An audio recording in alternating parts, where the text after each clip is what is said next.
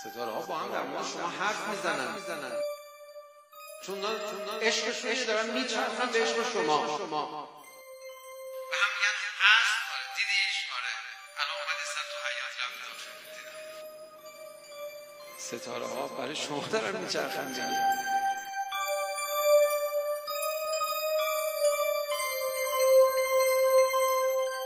بعضی دیدی اینقدر آلودن به بیماری اندوه و غم تا به رفیقشون هم میرسن شروع میکنن درد دل کردن.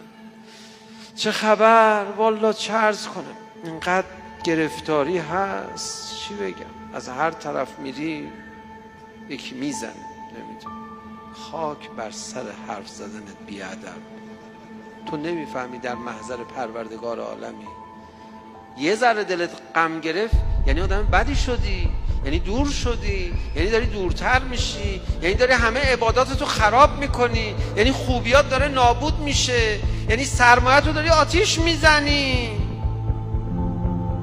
خدا میفرماید این بنده من چه گرفته است؟ چشه این؟ چیه داره میگه من خدا ندارم؟ نه خدا، یا به خدا این کافر نشده، یه همینجوری دلش گرفته. خب بی خود دلش گرفته، میخواد به دیگران اعلام کنه من خدا ندارم. نه غلط کرده خدا، من میرم بهش میگم خب این بی احترامی به خداست. ببخشید من اینجوری گفتم، به اون آقای گفتم، شما که اصلا اینجوری نیستی.